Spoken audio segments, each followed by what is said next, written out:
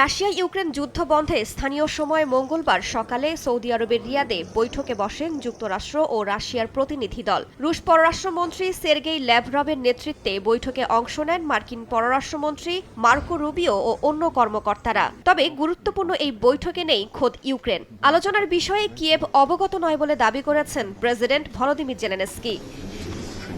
কাতার ভিত্তিক সংবাদ মাধ্যম আল জাজিরা জানায়, রাশিয়া ইউক্রেন যুদ্ধের জেরে যে অস্থিরতা তৈরি হয়েছে তা থেকে বেরিয়ে আসার উপায় নিয়ে আলোচনার পাশাপাশি যুক্তরাষ্ট্র রাশিয়ার সম্পর্ক পুনরুদ্ধারের বিষয়টিও বৈঠকে প্রাধান্য পাবে। এ বৈঠকের মধ্য দিয়ে রাশিয়া থেকে ব্যবসা গুটিয়ে নেওয়া যুক্তরাষ্ট্রের প্রধান তেল কোম্পানিগুলো আবারও ফিরে আসবে বলে প্রত্যাশা রুশ কর্তৃপক্ষের।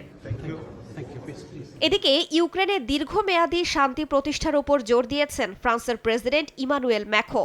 বৈঠকের আগে সামাজিক যোগাযোগ মাধ্যম এক্সে লেখেন, ইউক্রেনে রাশিয়ার আগ্রাসন বন্ধের পাশাপাশি ইউরোপের উচিত ইউক্রেনীয়দের নিরাপত্তা নিশ্চিত করা।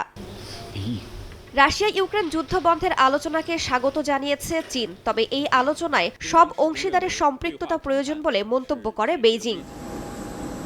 যুক্তরাষ্ট্র ও রাশিয়ার প্রতিনিধি দলের এই বৈঠকে আমন্ত্রণ না পেলেও তুরস্কের প্রেসিডেন্ট রিসেপ তাইপ এরদোয়ানের সঙ্গে আলোচনার জন্য মঙ্গলবার আঙ্কারায় পৌঁছান ইউক্রেনের প্রেসিডেন্ট ভলোদিমির জেলেনস্কি। প্রেসিডেন্ট ভবনে দুই নেতার বৈঠকের কথা রয়েছে। আলোচনায় কিয়েভ আঙ্কারার দ্বিপাক্ষিক সম্পর্ক উন্নয়নের পাশাপাশি বৈশ্বিক নানা ইস্যুতে কথা হবে বলে জানা গেছে। রাশিয়া ইউক্রেন যুদ্ধ বন্ধে বিভিন্ন পক্ষের আলোচনার মধ্যেই ইউক্রেনে হামলা অব্যাহত রেখেছে রুশ সেনারা। পুতিন বাহিনী ১৪৭ বার ড্রোন হামলা চালিয়েছে বলে দাবি করেছে কিয়েভ। রাইসা জান্নাত, সময় সংবাদ।